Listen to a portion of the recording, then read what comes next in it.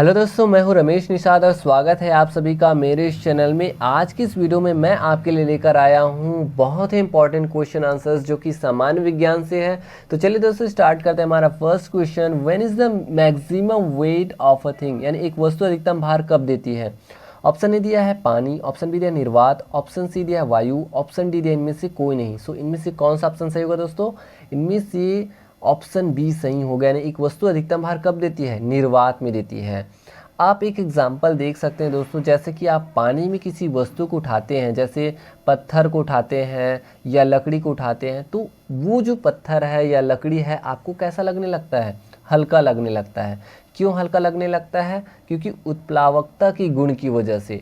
यानी जो भी चीज़ है, जो भी वस्तु है, वो जितना जल, जितना पानी वो हटाता है अपने आकार की वजह से, उतने पानी के वजन के बराबर उस वस्तु का जो वजन होता है वो कम हो जाता है। इसीलिए हमें वो जो वस्तु है उत्प्लावकता की गुण की वजह से कम लगने लगता है। यही बात लागू होती है दोस्तों वायु में, हवा में। हवा में यदि कोई वस्तु है, आप जानते होंगे कि हवा का भी भार होता है दोस्तों, हवा में भी भार होता है।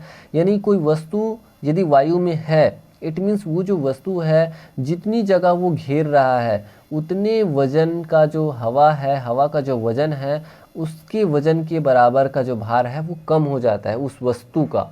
और इसी वजह से दोस्तों आप देखे होंगे कि कई जो सामान है, जैसे कीमती चीज़ें हैं, जैसे सोना है, चांदी है या हीरा है, ठीक है, ऐसी चीज़ों को तौलने के लिए निर्वात में उसको मापा जाता है, निर्वात में तौला जाता है। क्यों? क्योंकि उसका जो भार होता है वो एक्चुअल होता है, सबसे ज़्यादा होता है निर्वात में। ठीक है दोस्तों। और एक चीज़ और है दोस्तों कि एग्ज़ाम में हमेशा ये पूछे जाते हैं या अक्सर पूछे जाते हैं कि भार क्या है और द्रव्यमान क्या है, द्रव्यमान और भार में अंतर क्या है। तो इसके बारे में हम डिटेल से देख लेते हैं दोस्तों। Difference between mass and weight. Mass means द्रव्यमान और वेट मीन्स भार। द्रव्यमान क्या होता है? द्रव्यमान मतलब होता है किसी वस्तु में उसमें पदार्थ की मात्रा का माप होता है द्रव्यमान। जबकि जो भार होता है वो गुरुत्वाकर्षण द्वारा लगाया गया एक बल होता है, एक फोर्स होता है। द्रव्यमान दोस्तों कभी भी चेंज नहीं होता है। द्रव्यमान एक अदिश राशि है। यानी द्रव्यमान की जो बात करें तो द्रव्यमान एज इट इज़ रहता है, जबकि जो भार है, भार हमेशा चेंज होता रहता है। और भार एक क्या है? एक सदिश राशि है, यानी ये दिशा पे डिपेंड करता है।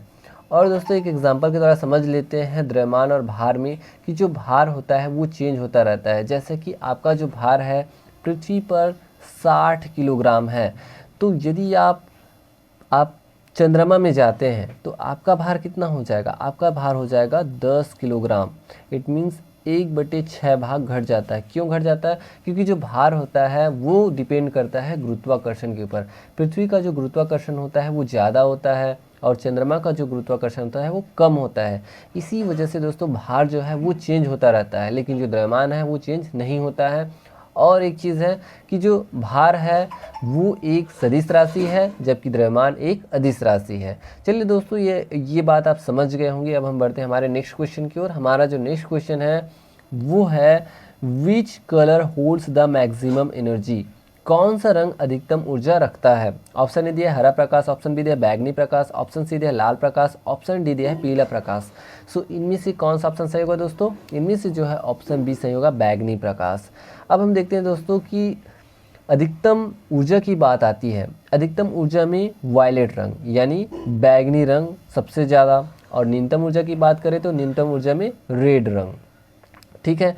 और दूसरी चीज़ है दोस्तों तरंग दैर्ध्य की यदि हम बात करें, तरंग दैर्ध्य मीन्स तरंग की लंबाई की, तो तरंग दैर्ध्य की यदि हम बात करें तो रेड की जो तरंग लंबाई होती है वो सबसे ज़्यादा होती है और बैगनी कलर की जो तरंग लंबाई होती है वो सबसे कम होती है।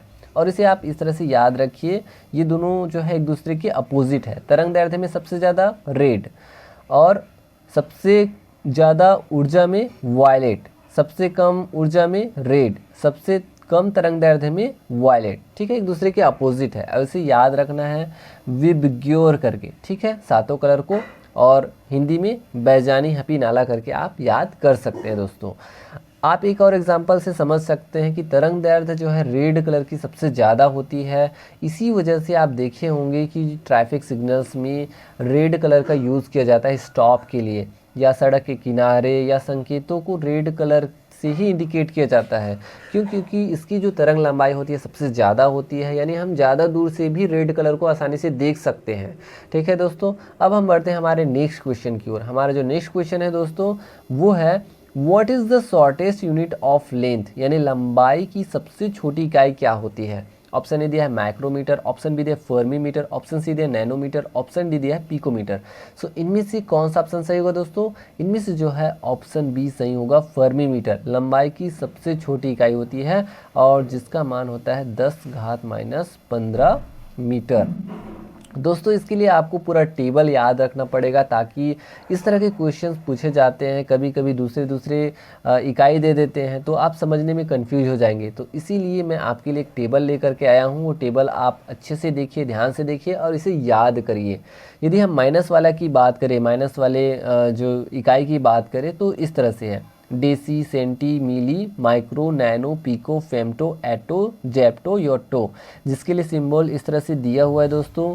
ठीक है, और फैक्टर की बात करें तो ये एकदम कॉमन है, 10⁻⁻1, 10⁻2, 10⁻3, 10⁻6। इधर 3 का पहाड़ा पड़ना है, 6 के बाद 9, 12, 15, 18, ठीक है, 21, 24, इस तरह से।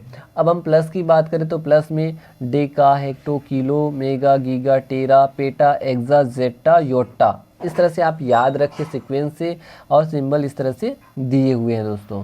और फैक्टर सेम है, 10⁻1 है ना, प्लस में 10⁻2 है, 10⁻3 है, 10⁻6 है, फिर पहाड़ा पढ़ते जाना है, 9, 12, 15, 18, 21, 24।